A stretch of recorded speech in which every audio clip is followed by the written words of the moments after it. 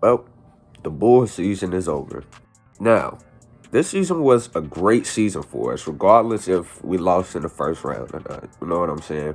It showed progress, from not being in the playoffs like the last 5 or so years to making the playoffs, having over 45 wins in the season.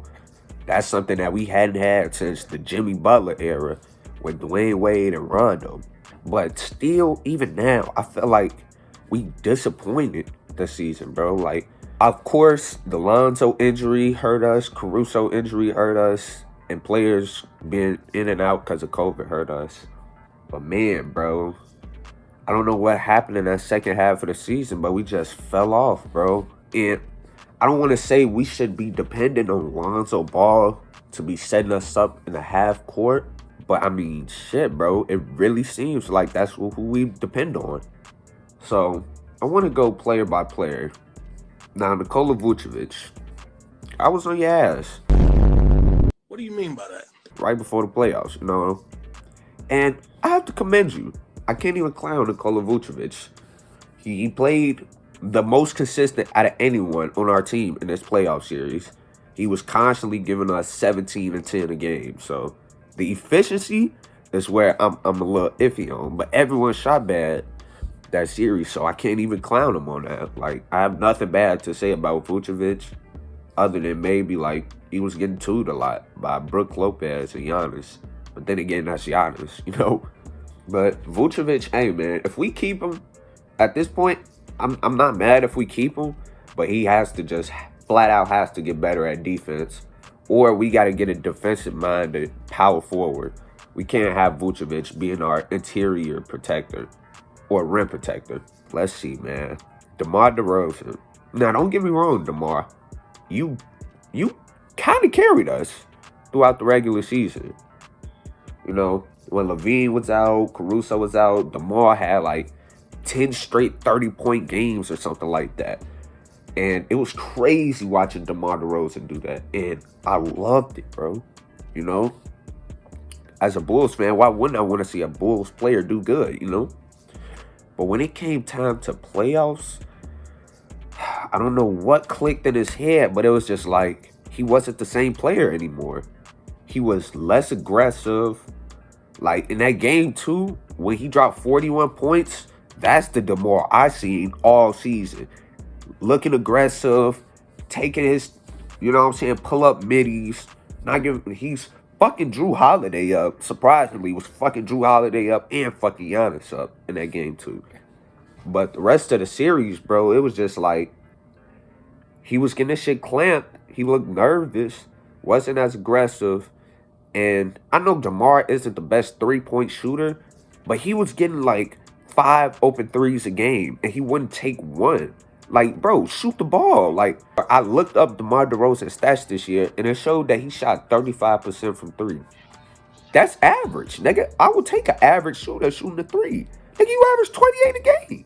But DeMar, man, like, I knew DeMar wasn't that good of a playoff performer, but I didn't think that, well, no, I can't say that I didn't think that he would just drop dramatically, because I did. But I felt like with us having Levine and Vucevic to help with the offensive load, I felt like he should have flourished more. And to my standards, he didn't. But to other people's standards, he might have. Now, Zach LaVine. Let's talk about LaVine, man. Now, I heard LaVine wants $200 million or is looking for $200 million. I don't believe that he's worth $200 million.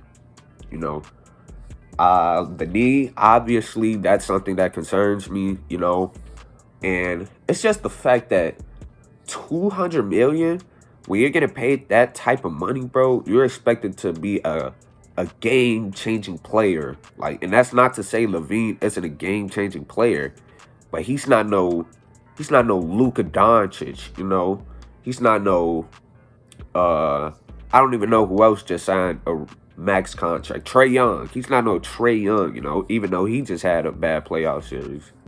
But those dudes do so much more for their team other than scoring. They play make for their team. They find others open. They're the leaders on their team. And This year, I didn't feel like Levine. I felt like his playmaking regressed, and he obviously wasn't the leader. That was more DeMar. But I wanted to see Levine still be that guy for us, you know? I wanted him to be the number one option just because I knew how much better of a shooter and more athletic he was compared to DeMar. But yeah, Levine worth $200 million? I don't think so. Now, other Bulls fans, they're saying like, yeah, he's worth it because remember all the years he carried us from like 2017 up until now, where he dead ass was like our only bright spot on the team. When we had Lauri Markkanen on weak ass, Chris Dunn. I can't even remember the bums on our team right now, bro, because I literally just woke up. But Levine worth $200 million. I don't know, bro. Like, I'd give him $160 million. Yeah, easily. I would say he's worth $160 million. But $200 million might be pushing it. But I guess we'll just have to see what happens this offseason. Kobe White, I'm still on your ass, nigga. like, let me tell y'all something. Kobe White was supposed to be a 15 point per game scorer off the bench for us, you know?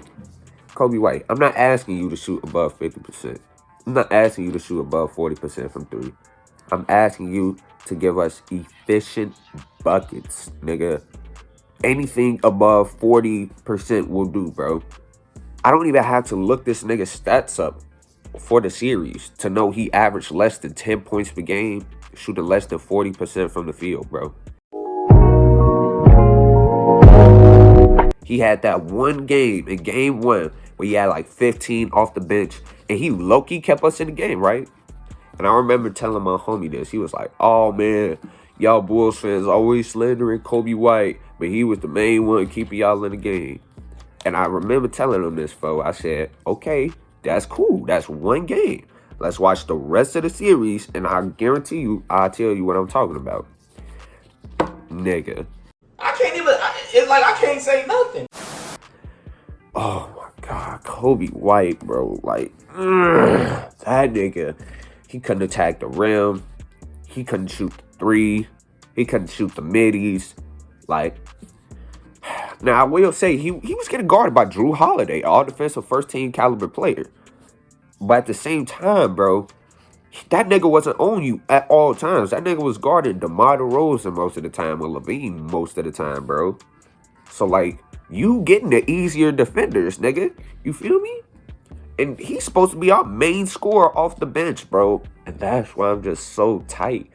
It's because us Bulls fans, have constantly gave Kobe White passes. Niggas be wildin'. When he first got drafted, we knew. We was like, okay, cool. He's inefficient right now. He'll get his efficiency up. Cool.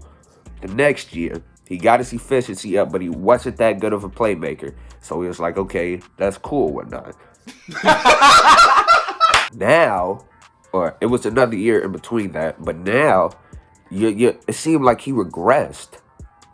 Like, now he's back to that rookie who's just averaging like above 10 points, shooting horrible though.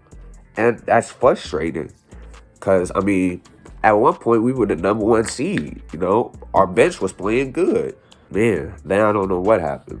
Yeah, the bench is absolutely atrocious. Everyone on that bench besides Ayo Dosunmu and Alex Caruso can go. Everyone. Derrick Jones Jr. could possibly stay, but nah, bro. I would want him going as well. Billy Donovan is possibly the worst coach of all time. Damn. I mean, I've never seen one coach get outcoached like by this much. He refused to literally make any adjustments. The nigga was putting Derrick Jones Jr. on Giannis. Like, we had Javonte Green out there at power forward guarding Bobby Portis. Nikola Vucevic was guarding Giannis, which I don't want, but I mean, shit, he does play the five, so I could understand that.